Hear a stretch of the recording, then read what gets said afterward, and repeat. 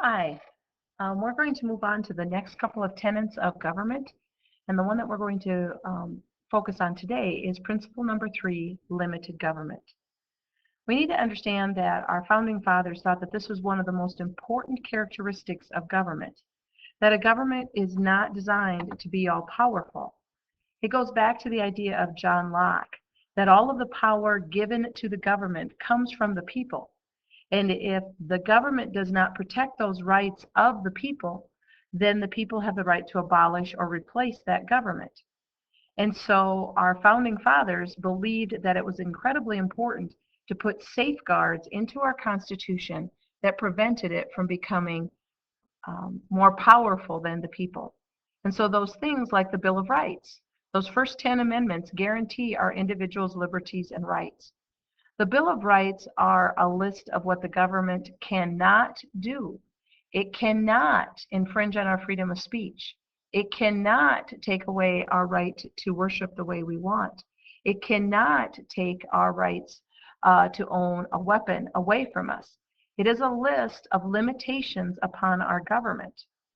In the English Bill of Rights, it is the flip of that.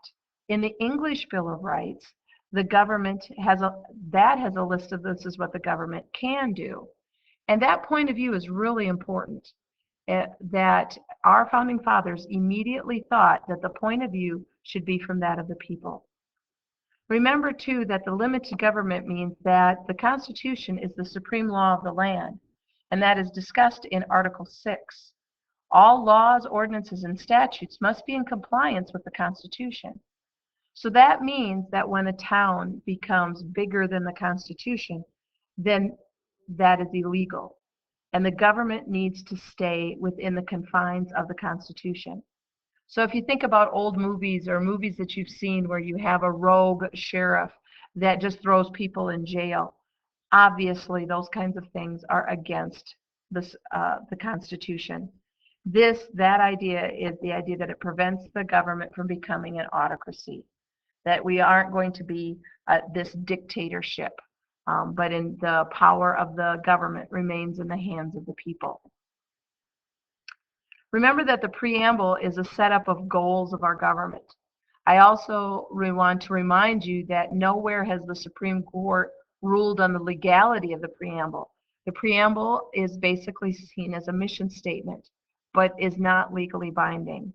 What is legally binding is the Articles of the Constitution. There are 7 of them, and it sets up the structure of our government, and it tells us how that government is going to work.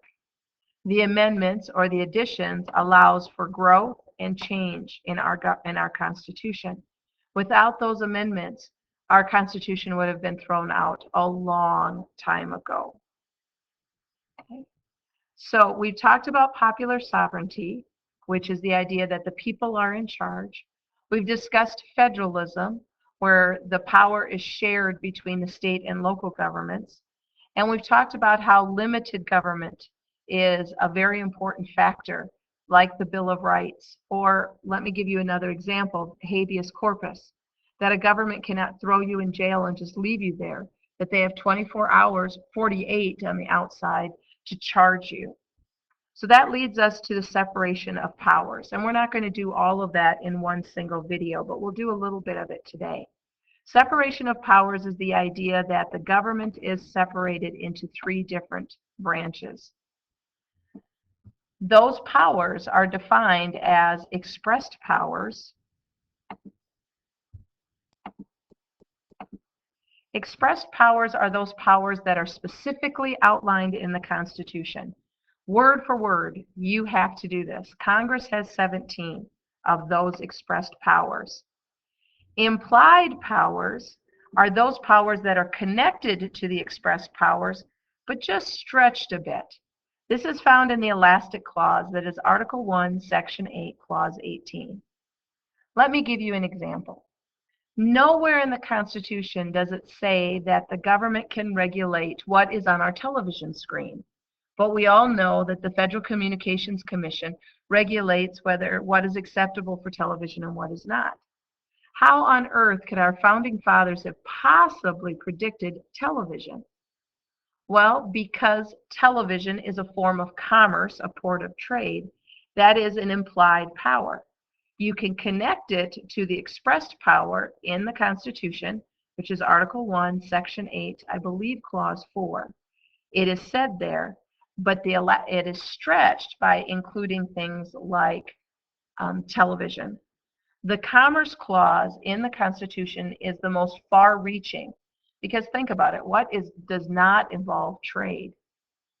So what is very important is that an implied power, all implied powers must have a connection to an expressed power. If there is no connection, then it is illegal. So another example, the Affordable Care Act ended up in front of the Supreme Court. One side said that the Affordable Care Act was illegal because nowhere in the Constitution does it say that the government can provide free health care. The other side, obviously President Obama and his supporters, said that it is part of the Commerce Clause and that the health industry is a form of commerce. Well, the Supreme Court did not agree with the President Obama side. They said, no, it is not a form of commerce.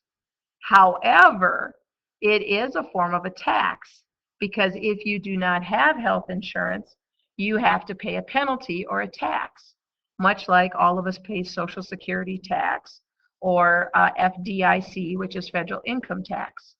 So even though President Obama did not want to call the Affordable Care Act a tax, the Supreme Court ruled that if you want it to be part of the implied powers, you need to attach it to the power to tax, not the power to commerce.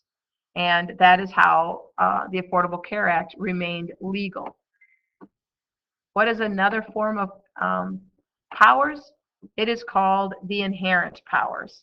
Those powers are given to the federal government simply because it makes sense that the federal government has those powers. In other words, it doesn't make any sense for Iowa to have foreign government powers, to make treaties, to send ambassadors. That would just be ludicrous. It is inherent that the federal government would handle those. It would almost be like declaring war as well. It doesn't make any sense to have the federal government, the state governments or local governments have the power to declare war. Now, there are powers that are denied the government as well. The national government may not in any way ever violate the Bill of Rights. We've talked about how they can't tax export. They may not use money from the Treasury without an appropriation bill. In other words, they just can't go grab money and say, hey, we're going to use this. They have to pass a law or an appropriations bill that allows you to spend it. Appropriations simply means to appropriate or spend money. And the federal government may not in any way change state boundaries. So what powers are denied the state governments? The state government may not coin money. That makes sense. We don't want Iowa, Minnesota, and Nebraska each to have its own money. The state governments may not enter treaties, again, because it's inherent that the national government had it. They too cannot tax exports. They may not impair the obligations of business contracts. So the states cannot put laws in place that do not allow you to fulfill your obligations as a businessman. And they may not suspend someone's right without due process. In other words, I have the right to face my accusers. I have the right to remain silent. Anything that says can and used against me, I have the right to an attorney. I have the right to jury. And they may not in any way ever take those away from me. All right, so that's where we're going to end this short little video. We will be dealing with separation of powers and limited government in class on the next time we see each other. Thanks so much, and I hope you guys have a great day.